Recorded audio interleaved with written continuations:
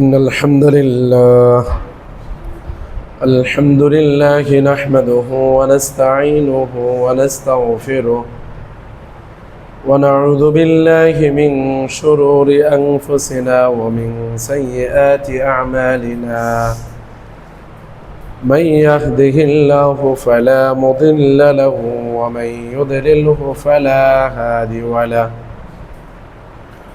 وأشهد أن لا إله إلا الله وحده لا شريك له وأشهد أن محمدًا عبده ورسوله الذي أرسله الله تعالى بالحق بشيرًا ونذيرًا وداعيًا إلى الله بإذنه وسراجًا وقمرًا منيرًا أما بعد فإن خير الحديث كتاب الله وخير الهدي هدي محمد صلى الله عليه وسلم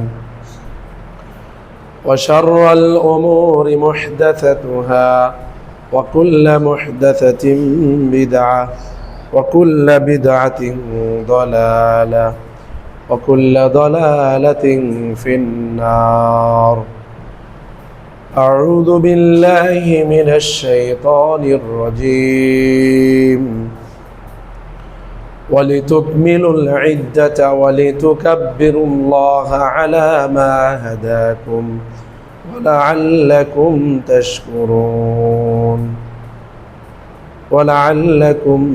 تشكرون وقال النبي الأمين صلى الله عليه وسلم الصلوات الخمس والجمعة إلى الجمعة ورمضان إلى رمضان مكفرات ما بينهن إذا اجتنب الكبائر الحمد لله যাবতীয় প্রশংসা তারিফ গুণগান সেই মহান রব্বুল আলামিনের জন্য যে রব্বুল আলামিন আমাদেরকে দীর্ঘ একটি সপ্তাহ পর জুমা মসজিদে একত্রিত হওয়ার তৌফিক দান করেছেন, একত্রিত হওয়ার সুযোগ দিয়েছেন। সে আল্লাহ তাবারক ওয়া তাআলার দরবারে আমরা শুকরিয়া আদায় করে নিই আলহামদুলিল্লাহ। অতঃপর দরুদ ও সালাম পেশ করছি সেই মহামানবের প্রতি যাকে আল্লাহ তাবারক ওয়া তাআলা মানবতার মুক্তি দূত করে প্রেরণ করেছেন, যিনি হচ্ছেন আমাদের আদর্শ নবী, আদর্শ দায়ী, আদর্শ ব্যক্তিত্ব, যার আদর্শ বাস্তবায়ন করে আল্লাহ তাবারক ওয়া তাআলা আমাদের উপর ফরজ করে দিয়েছেন। সে আদর্শ নবী, আদর্শ দায়ী, আদর্শ ব্যক্তিত্বের প্রতি সংক্ষিপ্ত দরুদ ও সালাম পেশ করছি। সাল্লাল্লাহু আলাইহি ওয়াসাল্লাম। সম্মানিত সমবেত জুমা মসজিদের মুসল্লিয়ান একরাম, আজকে আমরা জুমার খুতবায় যে বিষয়গুলো নিয়ে আলোচনা করব, আমরা কয়েকটি বিষয়কে একত্রিত করে আলোচনা করব ইনশাআল্লাহ। এর মধ্যে একটি বিষয় থাকবে রমাদানুল মোবারক আমাদের থেকে বিদায় নিয়ে যাচ্ছে, কিন্তু তার থেকে আমরা কি শিক্ষা নিতে পেরেছি। আর একটি বিষয় থাকবে রমাদানুল মোবারকের একেবারে শেষ প্রান্তে আমাদের করণীয় কি। আরেকটি বিষয় থাকবে রমাদানুল মোবারক যখন শেষ হবে তখন আমাদের জন্য একটি আনন্দের দিন রয়েছে, সে দিনটির নাম হচ্ছে ঈদুল ফিতর। এই ঈদুল ফিতরের দিনে আমাদের করণীয় কি, এই তিনটি বিষয়কে সামনে রেখে আলোচনা করবেন ইনশাআল্লাহ। ওমা তৌফিক ইল্লা বিল্লাহ, আলাইহি তাওয়াক্কালতু ওয়া ইলাইহি উনীব। সম্মানিত সমবেত জুমা মসজিদের মুসল্লিয়ান একরাম, বলতে বলতে আমাদের থেকে বিদায় নিয়ে যাচ্ছে এই বছরের পবিত্র রমাদানুল মোবারক। কিন্তু আমরা রমাদানুল মোবারক পেয়ে কতটুকু কাজে লাগাইতে পেরেছি, এটা আমরা প্রত্যেকেই নিজেরটা নিজে ভালো করে জানি এবং বুঝি। আমি গত সপ্তাহে একটি হাদিস জুমায় আলোচনা করেছিলাম। এই হাদিসটি আজকেও আমরা পুনরাবৃত্তি করব, এই জন্য যে আমরা যেন যে 2 দিন অথবা 3 দিন সময় রয়েছে, এই 2-3 দিন যেন আমরা তাওবাটা করে নিতে পারি আল্লাহর কাছে। আমরা যেন আমাদের গুনাহ ক্ষমা করায় নিতে পারি। আমরা সেটি হচ্ছে, যে ব্যক্তি রমাদানুল মোবারককে পাওয়ার পর যে ব্যক্তি তার গুনাহগুলোকে ক্ষমা করাতে পারবে না, জিবরাইল আমিন আলাইহিস সালাতু ওয়াস সালাম তার জন্য ধ্বংসের জন্য তিনি দোয়া করলেন আল্লাহর কাছে। আর মুহাম্মদ সাল্লাল্লাহু আলাইহি ওয়াসাল্লাম তিনি তার দোয়াকে সমর্থন করে আল্লাহর কাছে এই বদদোয়াকে আরো শক্তিশালী করে দিলেন। প্রিয় উপস্থিতি, এই হাদিসকে সামনে রেখে আমরা বলবো, আমাদের কতিপয় আর মাত্র 2 থেকে 3 দিন রমাদানুল মোবারক সামনে আছে। এই 2-3 দিনে আমরা আল্লাহর কাছে কান্নাকাটি করে আল্লাহর কাছে আমরা ক্ষমা ভিক্ষা চেয়ে নেব ইনশাআল্লাহ। অন্যথায় এই বছরের এই রমাদানুল মোবারক আমার জন্য আর আপনার জন্য অকল্যাণ বয়ে নিয়ে আসবে। এই রমাদানুল মোবারক আসে একজন মুসলিমের গুনাহকে ক্ষমা করানোর জন্য, জ্বালিয়ে ফুরিয়ে দেওয়ার জন্য। যদি আমরা গুনাহ ক্ষমা না করাইতে পারি, জ্বালিয়ে ফুরিয়ে না দেওয়াইতে পারি, তাহলে এই রমাদানুল মোবারক আমার এবং আপনার জন্য ধ্বংসের অন্যতম একটি কারণ। রমাদানুল মোবারক যেমনভাবে একজন মানুষকে ফরজকারিতা বানায়, মুত্তাকি বানায়, ঠিক অনুরূপভাবে এই রমাদানুল মোবারকের যে বিষয়গুলো রয়েছে, তার গুনাহগুলোকে যদি ক্ষমা না করাতে পারে, তাহলে একজন মানুষকে পাক্কা জাহান্নামী বানিয়ে দেয়, পাক্কা ধ্বংসের দ্বার প্রান্তে দাঁড় করিয়ে দেয়। তার কারণ হচ্ছে এই রমাদানুল মোবারককে আমরা কাজে লাগাতে যদি না পারি। প্রিয় উপস্থিতি, আল্লাহ তাবারক ওয়া তাআলা এই রমাদানুল মোবারককে অনেকগুলো প্রস্তুতি নিয়েছেন। আমরা এটা বিগত জুমার খুতবাগুলো আলোচনা করেছিলাম, কিন্তু আজকে আমরা আরেকটি হাদিস আপনাদের সামনে উপস্থাপনা করব। সে হাদিসটি হচ্ছে, রাসূলুল্লাহ সাল্লাল্লাহু আলাইহি ওয়াসাল্লাম বলছেন যে as-salawatul khams wal jum'atu ila al-jum'ah wa ramadanu ila ramadan, যে 5 ওয়াক্ত নামাজ, 5 ওয়াক্ত সালাত এক জুমা থেকে আরেক জুমা এবং এক রমজান থেকে আরেক রমজান পর্যন্ত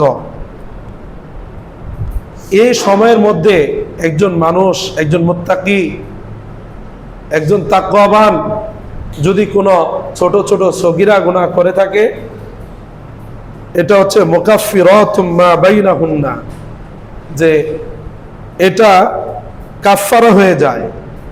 যদি এক রমজান থেকে শুরু করে আরেক রমজান পর্যন্ত এই রমজান ঠিক মতন যদি কোনো ব্যক্তি আদায় করে, রমজানের যে মাসলা মাসাইলগুলো আছে এগুলো যারা ঠিক মতন পালন করে, পালন করার পর এই রমজান থেকে শুরু করে সামনের রমজান অথবা পিছনের রমজান থেকে শুরু করে এই রমজান পর্যন্ত মুমিনদের যদি কোনো ছোটখাটো ভুল ত্রুটি হয়ে থাকে, আল্লাহ তাবারক ওয়া তাআলার পক্ষ থেকে, রাসূলুল্লাহ সাল্লাল্লাহু আলাইহি ওয়াসাল্লামের পক্ষ থেকে ঘোষণা হচ্ছে, এই উভয় রমাদানুল মুবারক যে ব্যক্তি পাবে, ঠিক মতন কাজে লাগাবে, উভয়ের মাঝে যে গুনাহগুলো রয়েছে এই গুনাহগুলোকে কাফফারা তথা ক্ষমা করে দেওয়া হবে। সুবহানাল্লাহ। এরপরে রাসূলুল্লাহ সাল্লাল্লাহু আলাইহি ওয়াসাল্লামের আরেকটি হাদিস যদি আমরা তাকাই, রাসূলুল্লাহ সাল্লাল্লাহু আলাইহি ওয়াসাল্লাম তিনি বলছেন, মান সামা রমাদানা ওয়া সাল্লা সালাওয়াতি, যে ব্যক্তি রমজানে সিয়াম পালন করলো এবং 5 ওয়াক্ত সালাত আদায় করলো। অনেক সময় আমরা দেখা যায় যে সিয়াম পালন করি আমরা, কিন্তু 5 ওয়াক্ত সালাত আদায় করি না। অর্থ হাদিসে এই সালাতের, সিয়ামের পাশাপাশি সালাতকে আল্লাহ নবী সাল্লাল্লাহু আলাইহি ওয়াসাল্লাম টেনে নিয়ে আসলেন এবং বলছেন ওয়া হাজ্জুল বাইত, এবং যে ব্যক্তি হজ করলো। রাবি বলছেন যে লা আদরি আযকুরুজ যাকাত আম লা, যে আমার স্মরণ নাই যাকাতের কথা কি এই হাদিসে উল্লেখ করা আছে কিনা। তাহলে কি পেলাম, যে ব্যক্তি রমজানে সিয়াম পালন করলো এবং 5 ওয়াক্ত সালাত আদায় করলো এবং হজ সম্পাদন করলো। রাবি বলছেন যে যাকাতের কথা কি রাসূলুল্লাহ সাল্লাল্লাহু আলাইহি ওয়াসাল্লাম বলছেন কি বলছেন না এটা আমার স্মরণ নাই। আল্লাহ নবী সাল্লাল্লাহু আলাইহি ওয়াসাল্লাম বলছেন ইল্লা কানা হাক্কান আলাল্লাহি আইয়াগফিরা লাহ, আল্লাহর উপরে কর্তব্য হয়ে যায় যে আল্লাহ ওই ব্যক্তিকে ক্ষমা করে দিবেন। সুবহানাল্লাহ। তার মানে আমরা যদি সিয়াম পালন করি সাধ্য অনুযায়ী, এরপরে যদি আমরা সালাত আদায় করি 5 ওয়াক্ত, এরপরে যদি আমাদের অর্থ সম্পদ থাকে হজের সময় যদি হজ করি, এরপরে যাকাতের যাদের সামর্থ্য রয়েছে তারা যদি যাকাতগুলোকে ভালো করে আদায় করে দেয়, আল্লাহর নবী সাল্লাল্লাহু আলাইহি ওয়াসাল্লাম বলছেন যে আল্লাহর উপরে কর্তব্য হয়ে যায়, আল্লাহর উপরে ওয়াজিব হয়ে যায় যে আল্লাহ তাকে ক্ষমা করে দিবে। প্রিয় উপস্থিতি, রমজানুল মুবারককে কেন্দ্র করে আমরা বেশিরভাগ যাকাত আদায় করে থাকি। আমাদের যাকাতের সিস্টেমগুলো রাসূলুল্লাহ সাল্লাল্লাহু আলাইহি ওয়াসাল্লামের জামানার যে সিস্টেম, ওই সিস্টেম অনুযায়ী হচ্ছে না। আমরা যাকাত আদায় করি কাফর, শাড়ি, লুঙ্গি এগুলো দিয়ে, আর যাকাতুল ফিতর আদায় করি টাকা দিয়ে। অথচ রাসূলুল্লাহ সাল্লাল্লাহু আলাইহি ওয়াসাল্লাম যাকাতুল ফিতর আদায় করছেন তিনি খাবার দিয়ে। এই হাদিস যখন আমরা উপস্থাপনা করি তখন আমাদেরকে বলা হয় যে ওই সময় তো খাবারের অভাব ছিল, ওই সময় তো ওই একটা অন্ধকার যুগ ছিল, এখন মডার্ন যুগ। ওই সময় মানুষের খাবারের প্রয়োজন ছিল, এখন মানুষের টাকার প্রয়োজন, টাকা হলে সব কিছু ক্রয় করা যায়। প্রিয় উপস্থিতি, একই সাথে দুইটি বিধান। একটি বিধান হচ্ছে যাকাত আদায় করা, আরেকটি বিধান হচ্ছে যাকাতুল ফিতর আদায় করা। আমরা আগে যাকাতুল ফিতর বিষয়ে আলোচনা করি। যাকাতুল ফিতর আদায় করা হচ্ছে ফরজ, কেউ কেউ এটাকে ওয়াজিব বলেন, কিন্তু যাকাতুল আদায় করা আমাদের জন্য একান্ত প্রয়োজন, একান্ত কর্তব্য, আমাদের নিজেদের জন্য, অন্য কারোর জন্য নয়। এই ব্যাপারে রাসূলুল্লাহ সাল্লাল্লাহু আলাইহি ওয়াসাল্লাম তিনি তার থেকে আব্দুল্লাহ ইবনে ওমর রাদিয়াল্লাহু তাআলা আনহু থেকে বর্ণিত, তিনি বলছেন যে ফরিদা রাসূলুল্লাহ সাল্লাল্লাহু আলাইহি ওয়াসাল্লাম যাকাতুল ফিতর, যে আল্লাহ নবী সাল্লাল্লাহু আলাইহি ওয়াসাল্লাম যাকাতুল ফিতর ফরজ করে দিয়েছেন সাআন মিন তামারিন, এক সা খেজুর, আও সাআন মিন শাইরিন, অথবা এক সা জব অথবা গম, যে সময়ের যে খাবার যাদের জন্য প্রযোজ্য জাতীয় খাবার ওটা এখানে বিবেচনা হবে। কার উপরে ফরজ করেছেন? যে আলাল আবদি ওয়াল হুররি, একজন দাস, মানে একেবারে ওই সময় তো দাসের প্রথা ছিল যে অন্যের অধীনে কাজ করে, তার উপরে যাকাতুল ফিতর ফরজ করে দিয়েছেন। ওয়াল হুররি, এবং যে স্বাধীন, আমরা যে যারা স্বাধীন রয়েছি, স্বাধীনভাবে চলাফেরা করছি, আমাদের জন্য যাকাতুল ফিতর আদায় করা রাসূলুল্লাহ সাল্লাল্লাহু আলাইহি ওয়াসাল্লাম ফরজ করে দিয়েছেন। ওয়ায-যাকারি ওয়াল উনসা, নারী এবং পুরুষ উভয়ের জন্য এই যাকাতুল ফিতর আদায় করা রাসূলুল্লাহ সাল্লাল্লাহু আলাইহি ওয়াসাল্লাম ফরজ করে দিয়েছেন। ওয়াস-সগীর ওয়াল কাবীর, ছোট এবং বড় প্রত্যেকের জন্য আল্লাহ নবী সাল্লাল্লাহু আলাইহি ওয়াসাল্লাম এই যাকাতুল ফিতর আদায় করা ফরজ করে দিয়েছেন। একটা শর্ত, মিনাল মুসলিমিন, ওই ব্যক্তি হতে হবে মুসলিম। অর্থ হাদিস দ্বারা আমরা যেটা বুঝতে পেরেছি যে যাকাতুল ফিতর আল্লাহ নবী সাল্লাল্লাহু আলাইহি ওয়াসাল্লাম আদায় করছেন খেজুর, জব, তারপরে হচ্ছে গম, আটা, এগুলো দিয়ে রাসূলুল্লাহ সাল্লাল্লাহু আলাইহি ওয়াসাল্লাম যাকাতুল ফিতর আদায় করছেন এক সা। বর্তমান মদিনার এক সা হচ্ছে আমাদের দেশের 3 কেজির সমপরিমাণ। এরপরে যদি আমরা আরেকটি হাদিস আমরা আপনাদের নিকট উপস্থাপনা করি যে যাকাতুল ফিতর কেন আল্লাহ নবী সাল্লাল্লাহু আলাইহি ওয়াসাল্লাম খাবার দিয়ে তিনি আদায় করতে বলেছেন এবং ফরজ করেছেন। আব্দুল্লাহ ইবনে আব্বাস রাদিয়াল্লাহু তাআলা আনহু থেকে বর্ণিত, তিনি বলেন রাসূলুল্লাহ সাল্লাল্লাহু আলাইহি ওয়াসাল্লাম যে ফরদ রাসূলুল্লাহ সাল্লাল্লাহু আলাইহি ওয়াসাল্লাম যাকাতুল ফিতর, যে আল্লাহ নবী সাল্লাল্লাহু আলাইহি ওয়াসাল্লাম যাকাতুল ফিতর ফরজ করেছেন কি জন্য? যে তুহরাতাল লিস-সাইমি, সিয়াম ব্যক্তিকে পবিত্র করার জন্য। কিসে থেকে পবিত্র করার জন্য? সে পবিত্রতা হচ্ছে মিনাল লাগভি ওয়ার রাফাস, যে এই রমজান মাসে একজন সিয়াম ব্যক্তি যে অনর্থক কথাবার্তা এবং অশ্লীলতা, বেয়াফনা, লিলিল্লাফনা বা মিথ্যা কথা, এগুলোর সাথে যারা জড়িত ছিল, এগুলোকে ক্ষমা করার জন্য, এগুলো থেকে পবিত্র করার জন্য আল্লাহ সুবহানাহু ওয়া তাআলা এই যাকাতুল ফিতরকে ফরজ করেছেন। এরপর হচ্ছে ওয়াতু'মাতাল লিল মাসাকিন, 2 নম্বর হিকমত হচ্ছে এই যাকাতুল ফিতরের মাধ্যমে মিসকিনদের খাবারের ব্যবস্থা করার জন্য। তার মানেই হচ্ছে এই যাকাতুল ফিতর আদায় বা ফরজ করার মূল উদ্দেশ্য হচ্ছে 2টা। 1 নম্বর হচ্ছে একজন সিয়াম ব্যক্তি সারা মাস সিয়াম পালন করে, যে অন্যায়গুলো করে, ভুল ত্রুটিগুলো করে, এই ভুল ত্রুটি আল্লাহ তাবারক ওয়া তাআলা এর মাধ্যমে ক্ষমা করে দেন। আর 2 নম্বর বিষয় হচ্ছে যাকাতুল ফিতরের মাধ্যমে মিসকিনদের খাবারের ব্যবস্থা হয়ে যায়। এখন আমরা এই যুগে ফতোয়া দেই, এটা আমরা কি বলবো, আমাদের ইসলামিক ফাউন্ডেশন থেকেও বক্তব্য দেওয়া হয় 115 টাকা থেকে শুরু করে 2000 টাকা পর্যন্ত, যে যে কয় টাকা দামের চাল খায় ওই অনুযায়ী তারা হাত বেঁধে টাকার ব্যবস্থা করে দিয়েছে। আমি এখানে একটি কথা বলবো, একটি ঘটনা বলবো, সাহাবীদের ঘটনা, রাসূলুল্লাহ সাল্লাল্লাহু আলাইহি ওয়াসাল্লামের মৃত্যুবরণের কিছুদিন পরের ঘটনা। আমরা তো এখানে সচরাচর অনেকে হজ করি না, কিন্তু এটা জানে রাখেন, হজ 3 প্রকার, হজে কিরান, হজে তামাত্তু। তো এই হজ নিয়ে সাহাবীদের মধ্যে কিছু গোলমাল শুরু হলো। কেউ বলছে আমি আব্দুল্লাহ ইবনে ওমর রাদিয়াল্লাহু তাআলা আনহুকে এইভাবে হজ করতে দেখেছি। এক অংশ সাহাবী বলছে আমি আবু বকর রাদিয়াল্লাহু তাআলা আনহুকে এইভাবে হজ করতে দেখেছি, অতএব আমরা এই হজ করব।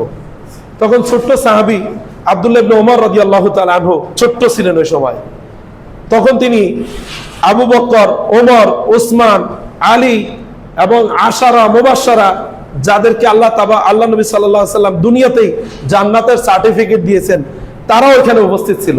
2 ভাগ হয়ে গেছে সাহাবীরা হজ নিয়ে, হজের একটি বিধান নিয়ে।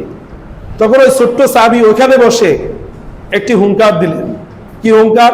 তিনি বলছেন ইউশিকু আন তুনজালা আলাইকুম হিজারাতুম মিনাস সামা আনা আকুলু ক্বালা রাসূলুল্লাহ সাল্লাল্লাহু আলাইহি সাল্লাম ওয়া তাকুলুনা ক্বালা আবু বকর ওয়া ওমর। তিনি হুঙ্কার দিয়ে বসলেন যে আমি আশঙ্কা করছি এখনই এই অবস্থায়, এই আলীর যুগে, এই ওমরের যুগে, এই আবু বকরের যুগে, এই অবস্থায় তারা জীবিত থাকা অবস্থায় আল্লাহর গজব তোমাদের উপরে নাজিল হবে। কেন? আমি বলছি মুহাম্মদ সাল্লাল্লাহু আলাইহি সাল্লাম এইভাবে হজ করেছেন, এটা সুন্নাহ, আর তোমরা বলছো আবু বকর আর ওমর। ওই ওমর রাদিয়াল্লাহু তাআলা আনহু ছোট্ট ছেলে বলছে, বেটা ওমরের কি মূল্য আছে যেখানে মুহাম্মদ সাল্লাল্লাহু আলাইহি সাল্লাম এটা করছেন। এখন জাতিগতভাবে যদি কোনো বিষয় ইসলামের মুখামুখি হয়ে যায়, সেটাকে তো আমরা মেনে নিতে পারবো না, সেটাকে দলিল হিসেবে আমরা আখ্যায়িত দিতে পারবো না। এখন আপনি আমাকে প্রশ্ন করবেন যে তারা কি বোঝে না? আমি আপনাকে প্রশ্ন করছি, ওই যে সাহাবীরা যে দুই ভাগ হয়ে গেছিল, সেই সাহাবীরা কি বুঝতো না? অবশ্যই তারা বুঝতো, কিন্তু এখানে রাসূলুল্লাহ সাল্লাল্লাহু আলাইহি সাল্লামের কথার গুরুত্ব সবচেয়ে বেশি। রাসূলুল্লাহ সাল্লাল্লাহু আলাইহি সাল্লাম এর যুগে টাকা ছিল, খাবার ছিল, তিনি যাকাত আদায় করছেন টাকা দিয়ে, আর যাকাতুল ফিতর আদায় করছেন খাবার দিয়ে। অতএব আমাদের উচিত, আমাদের কর্তব্য হচ্ছে আল্লাহ নবী সাল্লাল্লাহু আলাইহি ওয়াসাল্লাম যেটা করেছেন আমাদেরকে সেটা করা। এখন একদল মানুষ বলবে যে রাসূলুল্লাহ সাল্লাল্লাহু আলাইহি সাল্লাম বিমানে চড়েন নাই, রাসূলুল্লাহ সাল্লাল্লাহু আলাইহি সাল্লাম এরকম গাড়িতে চলে না। আমি বলবো যে তারা আসলে ইসলামের যে বিষয় রয়েছে, ইসলামের এই বিষয়গুলো সম্পর্কে তাদের আসলে জ্ঞান নেই। ইসলামের উসুল হচ্ছে দুইটি। এক নম্বর হচ্ছে দুনিয়াতে আপনি যেটা খাবেন, পান করবেন, সবকিছু খাইতে পারবেন, পান করতে পারবেন, যেটা নিষিদ্ধ এটা হাদিসে আছে যে হিংস্র প্রাণী আপনি খাইতে পারবেন না। কিন্তু আপনি যে আম খাবেন, আমের কথা কি হাদিসে আছে? নেই। তাহলে এটা খান কেন? এটা খাই এই জন্য এটা সমগ্রভাবে জায়েজ করে দেওয়া হচ্ছে যে এটা আপনি খাইতে পারবেন, কিন্তু যেটা নিষিদ্ধ এটা খাইতে পারবেন না। হিংস্র প্রাণী আপনি খাইতে পারবেন না, এটা নিষিদ্ধ আছে। যেগুলো এই ইয়ে দিয়ে এই যে মুখের চুবানি আছে, এইভাবে ধরে অন্য প্রাণীকে খায়, ওটা আপনি খাইতে পারবেন না, এগুলো নিষিদ্ধ আছে। আর আখিরাতের বিষয় হচ্ছে যেগুলো আপনি পালন করবেন এগুলো হাদিসে থাকতে হবে, বাকি সব বিধান। এখন আপনি কোনটা করবেন আপনি ঠিক করে নেন। যে আখিরাতের বিষয় রাসূলুল্লাহ সাল্লাল্লাহু আলাইহি ওয়াসাল্লাম যেটা করছেন, যেটার কথা বলছেন, সাহাবীরা যেটা তার সামনে করছে, তিনি সমর্থন দিয়েছেন, এটা হচ্ছে ইসলাম, এটা হচ্ছে সুন্নাত, এটা হচ্ছে আমাদের জন্য কর্তব্য। এখন দুনিয়াকে সামনে রেখে দুনিয়া এবং আখিরাতকে মিলিয়ে তো হবে না আমাদের। প্রিয় উপস্থিতি, যেটা বলছিলাম যে এই যাকাতুল ফিতর আদায় করতে হবে আমাদের সে খাবার দিয়ে। কেন বলছি? আমি এই হাদিসটি শেষ করছি যে আল্লাহ নবী সাল্লাল্লাহু আলাইহি ওয়াসাল্লাম বলছেন এই যাকাতুল ফিতর হচ্ছে একজন সিয়াম ব্যক্তিকে পবিত্র করে, আর দুই নম্বর হচ্ছে মিসকিনদের খাবারের ব্যবস্থা করে। আল্লাহ নবী বলছেন ফামান আদ্দাহা ক্বাবলা সালাত, যে ব্যক্তি ঈদের সালাতের পূর্বে এই যাকাতুল ফিতর আদায় করবে, ফাহিয়া যাকাতুন মাকবুলাতুন, সে ব্যক্তি তার যাকাতুল ফিতরটা মাকবুল, গ্রহণযোগ্য হয়ে গেছে আল্লাহর কাছে।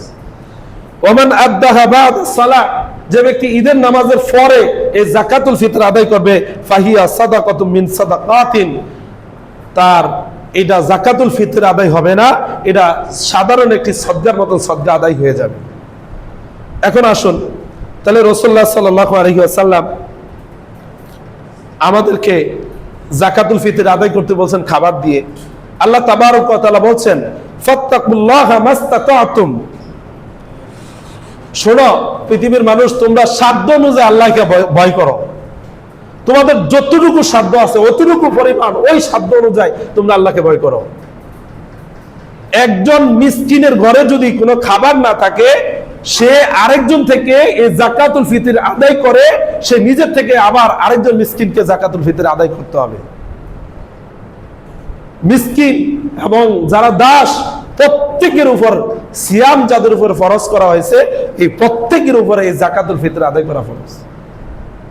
আমাদের সমাজে মিসকিন যারা রয়েছে এরা নিতে জানে কিন্তু দিতে জানে না।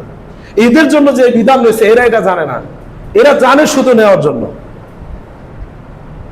আখিরাতে এক শ্রেণীর মানুষ গরিব থাকবে, দুনিয়াতে তারা গরিব থাকবে। এক শ্রেণীর মানুষ আছে যারা দুনিয়াতে ফকির, এরা আখিরাতেও ফকির। এরা দুনিয়াতে সব সময় ফকির থাকবে, এরা আখিরাতেও ফকির থাকবে। আরেক শ্রেণীর মানুষ আছে যারা দুনিয়াতে ফকির আখিরাতে ধনী, তারাই ধনীদের 500 বছর আগে জান্নাতে যাবে। আরেক শ্রেণীর মানুষ আছে যারা দুনিয়াতেও ফকির আখিরাতেও ফকির, এরা হচ্ছে এরা যারা এই বিধানগুলো জানে না, এই বিধানগুলো জানার পরে তারা মানে না। এরপরে আল্লাহ সুবহানাহু ওয়া তাআলা বলছেন যে, আল্লাহ নবী সাল্লাল্লাহু আলাইহি ওয়াসাল্লাম বলছেন, ইদা আমারতুকুম বিআমরিন, শোনো সাহাবীরা, শোনো বিশ্বের মানুষ, শোনো আমার উম্মত, আমি যখন তোমাদেরকে কোনো নির্দেশ দিব, সেই নির্দেশটা যদি দেই যাকাতুল ফিতর আদায় করতে হবে খাবার দিয়ে, তাহলে শোনো, ফাতু মিনহু মাস্তাতাতু, মা সেটা তোমরা গ্রহণ করবে তোমাদের সাধ্য অনুযায়ী, যতক্ষণ পর্যন্ত তোমরা পারবে ততক্ষণ পর্যন্ত ওই আদেশ তোমরা পালন করবে তোমাদের সাধ্য অনুযায়ী। এখন আসেন রাসূলুল্লাহ সাল্লাল্লাহু আলাইহি ওয়াসাল্লাম, আল্লাহ তাবারক ওয়া তাআলা রাসূলুল্লাহ সাল্লাল্লাহু আলাইহি ওয়াসাল্লামের ব্যাপারে কি বলেছেন? আল্লাহ সুবহানাহু ওয়া তাআলা বলেন, ওয়া মান ইউতি'আল্লাহা ওয়া মান ইউতি'আর রাসূল ফাকাদ আতা আল্লাহ, যে ব্যক্তি রাসূলের আনুগত্য করবে সে ব্যক্তি আল্লাহর আনুগত্য করলো। তার মানে রাসূলের আনুগত্য কি? রাসূল বলছেন যাকাতুল ফিতর আদায় করতে হবে খাবার দিয়ে, আর আপনি টাকা দিবেন, এটা তো হয় না, রাসূলের আনুগত্য হয় না। আল্লাহ সুবহানাহু ওয়া তাআলা বলছেন যে ব্যক্তি রাসূলের আনুগত্য করলো ফাকাদ আতা আল্লাহ, সে ব্যক্তি আল্লাহর আনুগত্য করলো। ওমান তাওয়াল্লা ফামা আরসালনাকা আলাইহিম হাফিজা, আর যে ব্যক্তি রাসূলের আনুগত্য করলো না, মুখ ফিরিয়ে নিল, আল্লাহ সুবহানাহু ওয়া তাআলা বলেন ফামা আরসালনাকা আলাইহিম হাফিজা, মুহাম্মদ আপনি শুনেন, তার পর্যবেক্ষণকারী নিযুক্ত করে আমি আপনাকে পাঠাইনি। এরপরে আল্লাহ সুবহানাহু ওয়া তাআলা বলেন ওয়া ইউশাকিকির রাসূলা, যে ব্যক্তি রাসূলের বিরুদ্ধে আচরণ করবে, কোন নির্দেশকে ছোট হিসেবে দেখবে, কোন নির্দেশকে উল্টোভাবে ব্যাখ্যা করবে বা ব্যাখ্যা করে সে আদায় করবে, হুদা, ওই বিষয় স্পষ্ট হওয়ার পর, যেমন একটা উদাহরণ হচ্ছে, দুইটা উদাহরণ দেই আমি। এই যে সামনে আমাদের ঈদ আসতেছে, ঈদ আসলে আমাদের মিত্র মা এবং বাবার কবরের পাশে আমরা যাই দাঁড়াই, বাৎসরিক একটা হাজিরা দিই, তাদের পাশে যায় কি করি, তাদের পাশে যায় কোরআন পাঠ করি। কিন্তু আদৌ আমরা জানি না যে কিভাবে সেই কবরকে জিয়ারত করতে হয়, কবর জিয়ারত কেন করতে হয়, কেন রাসূলুল্লাহ সাল্লাল্লাহু আলাইহি সাল্লামকে ইসলামের প্রথম যুগে কবর জিয়ারত নিষিদ্ধ ছিল, পরে কেন এই কবর জিয়ারতের জন্য অনুমতি দেওয়া হলো, এটা জানি না। স্পষ্ট যেটা রাসূলুল্লাহ সাল্লাল্লাহু আলাইহি সাল্লাম বলছেন, এই কবর জিয়ারতের মধ্যে দুইটি লাভ। এক নম্বর লাভ হচ্ছে নিজের জন্য, নিজের মৃত্যুকে স্মরণ করার জন্য। আমি আর আপনি টাকা পয়সা ধন সম্পদ দুনিয়ার ক্ষমতা যা কিছু আছে এগুলো নিয়ে খুব ব্যস্ত সময় পাঠ করছি। যখন ওই কবরের পাশে গিয়ে দাঁড়াবো তখন আমি আর আপনি ভাববো যে আমিও একদিন ওই কবরের ভিতরে এইভাবে সব কিছু রেখে ওই কবরে চলে যেতে হবে, একা একা শুয়ে থাকতে হবে। এই ফিকির অন্তরের ভিতরে নেওয়ার জন্য এই কবর জিয়ারতকে অনুমতি দেওয়া হয়েছে। দুই নম্বর বিষয় হচ্ছে যারা কবরে শাহিদ রয়েছে তাদের জন্য আল্লাহর কাছে দোয়া করার জন্য। কিন্তু আমরা করি কি, আমরা হুজুর নিয়ে যাই, একজন উকিল নিয়ে যাই, গিয়ে সম্মিলিতভাবে কবরকে সামনে রেখে আমরা দোয়া শুরু করে দিই, সেখানে যে সূরা ইয়াসিন পাঠ করি। আচ্ছা, কোরআন কি মৃত মানুষের জন্য না জীবিত মানুষের জন্য? আমার সাথে একটু কথা বলেন, কোরআন কার জন্য, মৃত মানুষ না জীবিত মানুষের জন্য? জীবিত মানুষের জন্য। তাহলে সেখানে গিয়ে আমরা কোরআন পাঠ করছি, এটা স্পষ্ট রাসূলুল্লাহ সাল্লাল্লাহু আলাইহি সাল্লামকে দুইটি বিষয়ের জন্য কবর জিয়ারতকে জায়েজ করা হয়েছে। প্রথম নিষিদ্ধ ছিল, কিন্তু আমরা করি কি, উল্টাটা করি, একজন উকিল নিয়ে যাই, হুজুর নিয়ে যাই, গিয়ে সেখানে কোরআন পাঠ করি, কোরআন পাঠ করে তারপরে সেখানে দোয়া করা হয়। জি না, কবর জিয়ারত আপনি যে কোনো সময় করতে পারবেন, কোনো দিনকে নির্ধারণ করে না, আপনি নিজে করবেন। ওই কবরের কাছে গিয়ে আপনি নিজেকে কবরের মধ্যে শোয়া দিবেন এবং আপনার যে আত্মীয় স্বজন তাদের জন্য আল্লাহর কাছে দোয়া করবেন। তাদের কাছে সওয়াব পাঠানো যায় না। একটা কথা বলে রাখি, আমরা অনেকে সওয়াব পাঠাই যে আল্লাহ আমাদের এই কোরআনের হাদিয়া, এই কোরআনের সওয়াব, এই রমজানের সওয়াব, হ্যাঁ, এগুলো তুমি তাদের রূহ মুবারকে পৌঁছে দাও। যে না, এটা পাঠানো সম্ভব না, এটার মালিক আমি নয়, এটার মালিক আল্লাহ। তাহলে আমি যেটার মালিক নেই সেটার ব্যাপারে কিভাবে দোয়া করি? আমি করতে পারি, আল্লাহ তুমি আমার মাকে ক্ষমা করে দাও, আমি দোয়া করতে পারি আল্লাহ তুমি আমার বাবার প্রতি রহমত বর্ষণ করো। আমি দোয়া করতে পারি আল্লাহ তুমি আমার দাদা দাদিকে ক্ষমা করে দাও। তোমার কাছে আকুতি এবং মিনতি করে বলছি, তারা দুনিয়া থেকে ভুল ত্রুটি যা করছে এগুলো ক্ষমা করে দাও। এটা তার কাছে আমরা সুপারিশ করতে পারি, দোয়া করতে। কিন্তু আমরা করে থাকি কি? 2 নম্বর বিষয়, স্পষ্ট রাসূলুল্লাহ সাল্লাল্লাহু আলাইহি ওয়াসাল্লাম যাকাতুল ফিতর বলছেন যে খাবার দিয়ে, আমরা করছি টাকা দিয়ে। এই যে আল্লাহ বলছেন মিন বাদি মা তাবায়্যানা লাহুল হুদা, স্পষ্ট হওয়ার পর, হিদায়াত স্পষ্ট হওয়ার পর যে ব্যক্তি আল্লাহ এবং আল্লাহর রাসূলের অবাধ্য আচরণ করবে, বিরুদ্ধ আচরণ করবে, তার কি শাস্তি? আল্লাহ বলছেন ওয়ায়াত্তাবি গায়রা সাবিলিল মুমিনিন, এই ব্যক্তি অনুসরণ করলো কার? মুমিন ছাড়া যারা রয়েছে এদের রাস্তা সে অনুসরণ করলো। তাহলে মুমিনের রাস্তা কোনটা? আমরা প্রত্যেক দিন 5 ওয়াক্ত সালাতে আমরা মুমিনের রাস্তা চাই। কি চাই? ইহদিনাস সিরাতাল মুস্তাকিম, আল্লাহ তুমি আমাদেরকে সিরাতাল মুস্তাকিম দাও। কোনটা? সিরাতাল লাযিনা আনআমতা আলাইহিম, যাদেরকে তুমি নিয়ামত দিয়েছো। তারা কারা? নবী, আওলি, আউলিয়া, সিদ্দিক, শুহাদা, সাহাবা আজমাইন রাদিয়াল্লাহু তাআলা আনহুম, তাদের যাদের প্রতি রাদিয়াল্লাহু আনহুম, যাদের প্রতি আল্লাহ সন্তুষ্ট হয়ে গেছে। তাহলে কেউ যদি আল্লাহ নবীর বিরুদ্ধে আচরণ করে এবং মুমিন ছাড়া গায়রে মুমিনদের পথ অনুসরণ করে, আল্লাহ বলছেন নুয়াল্লিহি মা তাওয়াল্লা, সে যেদিকে ফিরতে চায়, যেদিকে সে যেতে চায়, আমি তাকে অনুসলিহি, আমি তাকে সেদিকে ফিরিয়ে দিব। অনুসলিহি, এবং আমি তাকে প্রবেশ করাবো জাহান্নাম, জাহান্নামে আমি তাকে প্রবেশ করাবো। কোন ব্যক্তি যদি রাসূলের বিরুদ্ধে আচরণ করে। প্রিয় উপস্থিতি, আরেকটি আয়াত আল্লাহ বলছেন ওমা আতাকুমুর রাসূলু ফাখুযু, রাসূল তোমাদেরকে যা দেয় তোমরা তা নাও। ওমা নাহাকুম আনহু ফান্তাহু, রাসূল যেটা থেকে তোমাদেরকে নিষেধ করে সেটা তোমরা করো না। এখন আমাদের উপর কর্তব্য, আমাদের উপর ওয়াজিব, আমাদের উপর ফরজে আইন হচ্ছে রাসূল আমাদেরকে যেটা দেয় সেটা আমরা গ্রহণ করব, রাসূল আমাদেরকে যেটা দেয় না সেটা আমরা গ্রহণ করব না। সম্মানিত উপস্থিতি, এই হচ্ছে সংক্ষিপ্তভাবে যাকাতুল ফিতর আলোচনা। আরেকটি আলোচনা সেটা হচ্ছে যাকাত। আজকে আমরা যাকাত, ওয়াল্লাযীনা লা ইয়াতুনা যাকাতা ওয়া হুম বিল আখিরাতি হুম কাফিরুন, আল্লাহ বলছেন যারা যাকাত প্রদান করে না তারা আখিরাতকে অবিশ্বাস করে, তারা আখিরাতকে বিশ্বাস করে না। আচ্ছা বলেন তো ঈমানের স্তর কয়টা? ঈমান কয়টি জিনিসের মধ্যে আনতে হয়? 6টি। এর মধ্যে একটি কি? আখিরাতকে বিশ্বাস করা। কাকে বিশ্বাস করা? আখিরাতকে বিশ্বাস করা। এই 6টির মধ্যে একটি যদি সে বিশ্বাস না করে তাহলে তার ঈমান থাকবে? কথা বলেন, তার ঈমান থাকবে? যাকাত কোনো কারো টাকা নয়, যাকাত হচ্ছে তার মালকে পবিত্র করবে, এবং এই যাকাত হচ্ছে যে ফকির এবং মিসকিন রয়েছে এদের সম্পদ হচ্ছে আপনার এবং আমার মধ্যে। এই টাকাকে হিসাব করে আমাদেরকে দিয়ে দেওয়া উচিত। একটা পয়সা আমাদের রাখা উচিত না। আমরা অনেকেই যাকাত আদায় করে থাকি পুরো বছর, মাসে মাসে টাকা দিয়ে যাকাত আদায় করি। আদৌ কি এটা ইসলাম জায়েজ করছে কিনা, অথবা আমার নিজের স্বার্থের জন্য এটা মানছি কিনা, এটা আমরা আসলে বুঝি না। যাকাত আপনাকে 1 বছর পর্যন্ত আপনার যে গচ্ছিত সম্পদ রয়েছে সম্পদের উপর যাকাত আপনার উপর ফরজ। সেখান থেকে 2.5% হারে যা রয়েছে 1 বছরে আদায় করে দিতে হবে। এখন আপনি যদি কোনো একটা অ্যাকাউন্টে বা কোনো একটা ফান্ডে রেখে সেখান থেকে দেন, ওটা আপনার দায়িত্বে রাখতে পারবেন না। মাদ্রাসায় দিলে মাদ্রাসায় দিয়ে দিতে হবে, কিন্তু আপনার ফান্ডে রেখে আপনি যাকাত আদায় করবেন, এটা আদৌ আমার কাছে মনে হচ্ছে না। উচিত আল্লাহ তাবারক ওয়া তাআলা এই দুনিয়াতে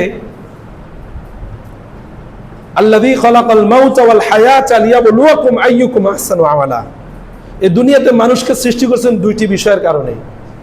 লিয়াবলুয়াকুম, 1 নম্বর হচ্ছে তোমাদেরকে পরীক্ষা করব, আইয়ুকুম আহসানু আমালা, তোমাদের মধ্যে অধিক সৎকর্মশীলকে এটা পরীক্ষা করার জন্য। দুনিয়ার এই ধন সম্পদ ধনীকে আল্লাহ সুবহানাহু ওয়া তাআলা ধনাত্ম দিয়েছেন পরীক্ষা করার জন্য, যে আমি তোকে ধনী বানাইছি, তোরে পরীক্ষা করি তুই কি করস। আর গরিবকে আল্লাহ সুবহানাহু ওয়া তাআলা গরিব বানিয়েছেন তার পরীক্ষার জন্য। আমি তোকে গরিব বানালাম, চাই তোর চিন্তা ভাবনা কি। ওই যে বললাম একদল লোক দুনিয়াতেও ধনী থাকবে, আখিরাতেও ধনী থাকবে। এরা কারা? এরা হচ্ছে যারা এই যাকাত গুলোকে ঠিক মতন আদায় করে দেয়। যাকাত আপনার সম্পদ নয়, আপনার টাকা নয়, আপনি মনে করিয়েন এটা আপনার টাকা, এটা আরেকজনের টাকা, এটা দিয়ে দিতে হবে। এরাই দুনিয়াতে ধনী এবং আখিরাতে ধনী। 2 নম্বর বিষয় হচ্ছে যারা একদল মানুষ থাকবে দুনিয়াতে ধনী, আখিরাতে এরা গরিব। আখিরাতেরা ফকির। এরা হচ্ছে যারা জাকাত গুলো ঠিক মতন আদায় করে না। দান সদকা তো সবার জন্য, যে কোটিপতি সে 1 লাখ টাকা দান করবে,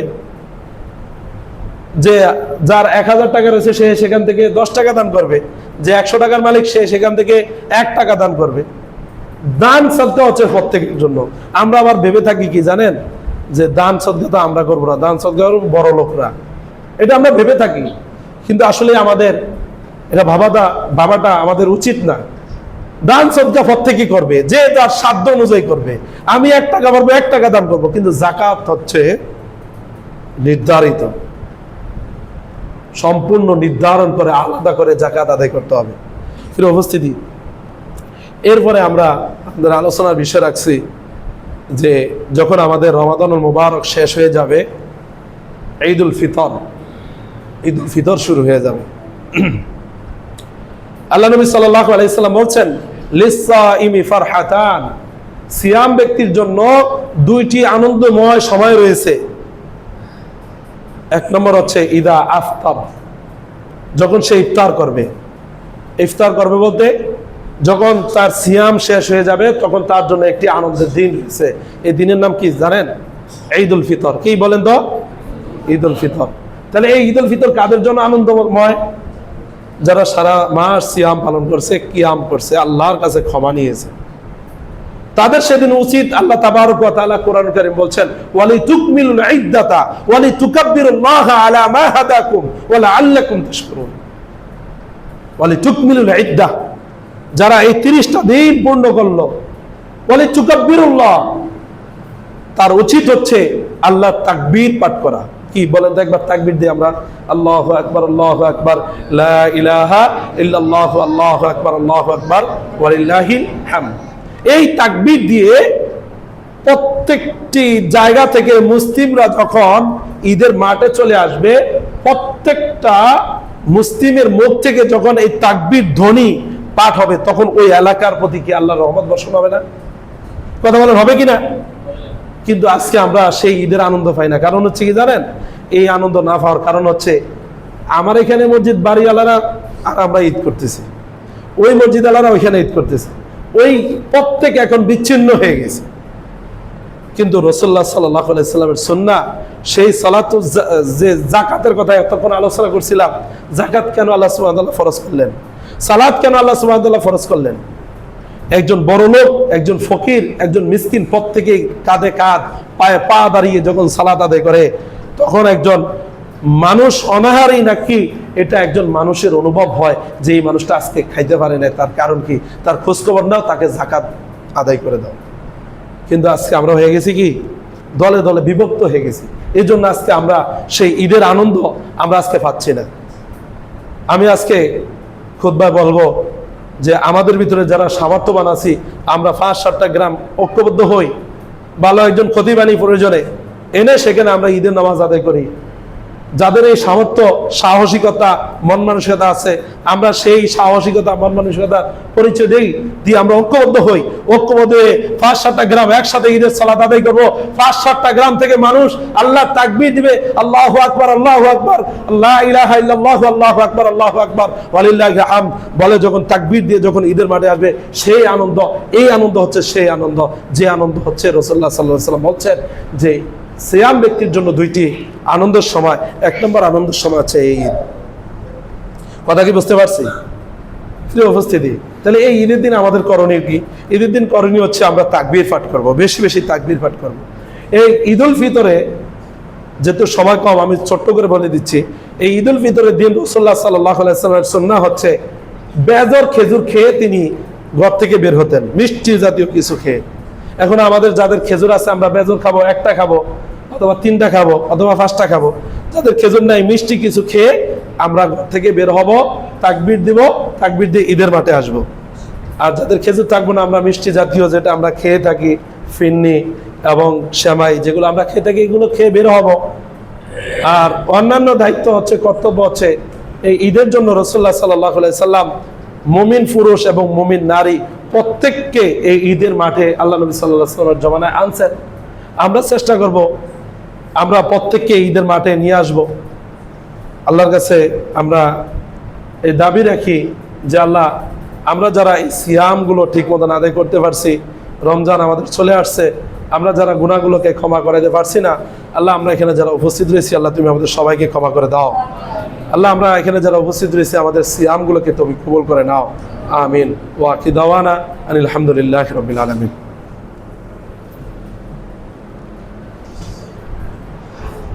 আলহামদুলিল্লাহ আলহামদুলিল্লাহি রাব্বিল আলামিন ওয়াল আকিবাতু লিল মুত্তাকিন ওয়াস সালাতু ওয়াস সালামু আলা সাইয়্যিদিল আমবিয়া ওয়াল মুরসালিন নবিয়ুনা মুহাম্মদ ওয়া আলিহি ওয়া সাহবিহি আজমাইন ওয়া বাদ।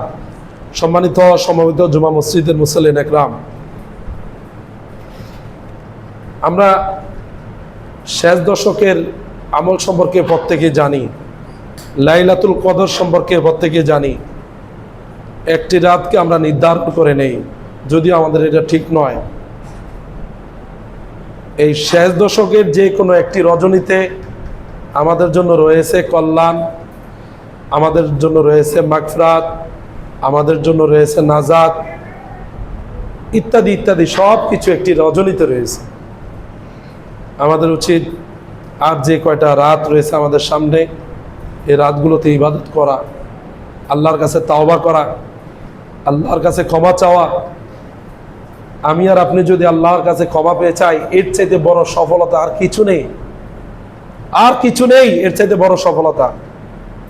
রমজান আসছে তো গুনাহকে আল্লাহর কাছে কান্নাকাটি করে ক্ষমা করে নিতে হবে। আর যদি করে না নেই, তাহলে এই রমজান আমার জন্য অকল্যাণ বয়ে নিয়ে আসলো, এই রমজান আমার জন্য লানত নিয়ে আসলো, এই রমজান আমার জন্য গজব নিয়ে আসলো, লানত নিয়ে আসলো। আমরা যে যেখানে আসি, যে যে স্থানে আসি, প্রত্যেকের স্থানে দাঁড়িয়ে বাকি রাতগুলো যেন আমরা আল্লাহর কাছে কান্নাকাটি করে যেন কাটাতে পারি, আমরা এই চেষ্টা করবো ইনশাআল্লাহ। মা তাওফিক ইল্লা বিল্লাহ। আল্লাহ আমরা এখানে যারা উপস্থিত রয়েছি আল্লাহ তুমি আমাদের সবাইকে ক্ষমা করে দাও, আমাদের সিয়ামগুলোকে কবুল করে নাও, আমাদের কিয়ামগুলোকে কবুল করে নাও, আমাদের সেজদাগুলোকে কবুল করে নাও, আমাদের কোরআন তালাতকে কবুল করে নাও। আল্লাহ আমাদের ইফতারগুলোকে কবুল করে নাও, আমাদের দান সদকাগুলোকে কবুল করে নাও। আমরা যে জাকাত আদায় করেছি এই জাকাতগুলোকে তুমি কবুল করে নাও। আল্লাহ আমরা এখানে যারা উপস্থিত রয়েছি আমরা অনেকে ঋণগ্রস্ত, আল্লাহ তুমি আমাদের ঋণগুলো পরিশোধ করার তৌফিক দান করো। আল্লাহ আমরা এখানে যারা উপস্থিত রয়েছি আমরা অনেক গুনাহ করেছি, অন্যায় করেছি, অপরাধ করেছি। আল্লাহ আজকে তোমার কাছে ক্ষমা চাচ্ছি, তুমি আমাদেরকে ক্ষমা করে দাও। আল্লাহ আমরা আমাদের যাদের বাবা মা অন্ধকার কবরে চলে গেছে আল্লাহ তুমি তাদেরকে ক্ষমা করে দাও, তাদেরকে ক্ষমা করে দিয়ে তুমি তাদেরকে জান্নাতুল ফিরদাউস নসিব করো। আল্লাহ আমাদের অনেকে আত্মীয় স্বজন সে অন্ধকার কবরে চলে গেছে আল্লাহ তুমি তাদেরকেও ক্ষমা করে দাও, তাদেরকে ক্ষমা করে দিয়ে তাদেরকে জান্নাতুল ফিরদাউস নসিব করো। আল্লাহ সারা বিশ্বের মুসলিমদেরকে তুমি কবুল করে নাও। আল্লাহ বিশেষ করে গাজায় যে মুসলিমদেরকে হত্যা করা হচ্ছে এর সাহায্যকারী হিসেবে তুমি নিজেই যথেষ্ট। আল্লাহ তুমি নিজের হাতেই তুমি সেখানে সাহায্য করো। আল্লাহ আমাদেরকে তুমি এমন একজন নেতা দাও, ওমর রাদিয়াল্লাহু তাআলা আনহুর মতন একজন নেতা দাও, যে নেতার মাধ্যমে আমাদের বিশ্বের মুসলিমদের প্রতি যে অন্যায় করা হচ্ছে, অপরাধ করা হচ্ছে, নির্বিঘ্নে তাদেরকে হত্যা করা হয়েছে, সে হত্যার পরিপ্রেক্ষিতে যেন আমরা আবার ঘুরে দাঁড়াইতে পারি এই সুযোগ করে দাও। আমিন। আল্লাহুম্মা আইজ্জাল ইসলাম ওয়াল মুসলিমিন ওয়া আযিল্লা শিরক ওয়াল মুশরিকিন ওয়া আযিল্লা শিরক ওয়াল মুশরিকিন وأذل الشرك والمشركين. اللهم أعزنا بالإسلام، اللهم خلد ملكنا وممالك الإسلام، اللهم انزل برحمتك بنغلاديش، اللهم انصر المسلمين في كل بلاد، اللهم انصر المسلمين في كل مكان، اللهم انصر المسلمين في فلسطين، اللهم احفظ المسلمين في فلسطين، اللهم انصر المسلمين في بنغلاديش، اللهم احفظ المسلمين في بنغلاديش. عباد الله رحمكم الله، إن الله يأمركم بالعدل والإحسان وإيتاء ذي القربى وينهى عن الفحشاء والمنكر والبغي يعظكم لعلكم تذكرون. فاذكروني أذكركم واشكروا لي ولا تكفرون. قوموا للصلاة سووا صفوفكم.